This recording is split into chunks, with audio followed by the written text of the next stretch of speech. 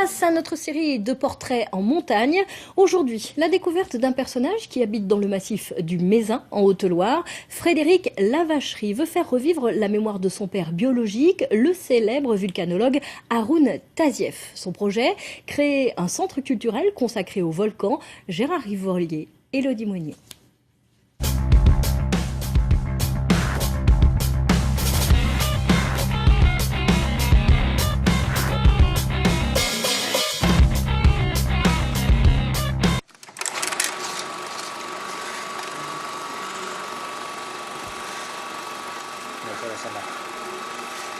Alors là, on est au Pitouro.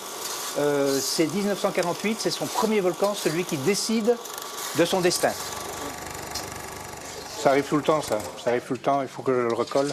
Avec patience et ténacité, Frédéric Lavacherie recolle aussi les morceaux de sa propre histoire. Son histoire avec ce père biologique souvent absent, le célèbre volcanologue Haroun Tazieff. Les premiers souvenirs que j'ai de lui, je dois avoir 2-3 ans, quelque chose comme ça. Et à partir de là, mes souvenirs sont ininterrompus. C'est-à-dire que dès qu'il revenait d'expédition, une des premières choses qu'il faisait, c'était passer à la maison, chez ma mère et mon père, Jean Lavacherie, voilà, c'était une fête quand il arrivait. C'était pas seulement l'oncle d'Amérique, c'était l'aventurier du globe. Des films, des lettres et les souvenirs d'une enfance chargée de lourds secrets de famille, avec la guerre froide et la résistance comme toile de fond.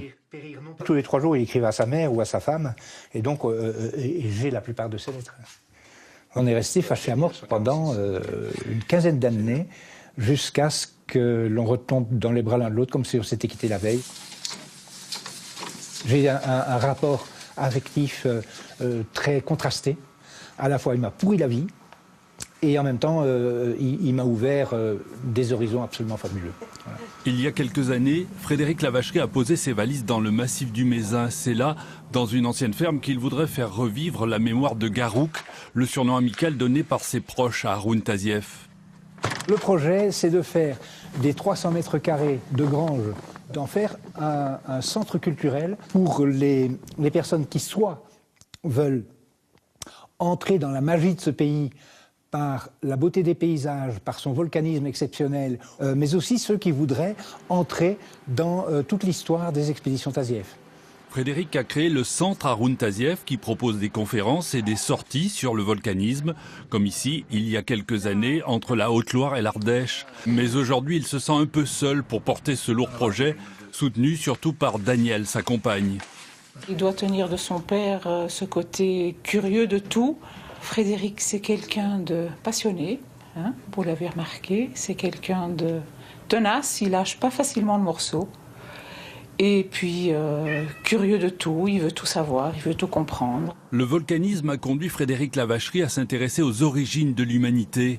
À quelques kilomètres du Mézin, il nous conduit au lac d'Issarlès. Selon lui, ce lac a inspiré les artistes de la grotte Chauvet en Ardèche au moment de son éruption.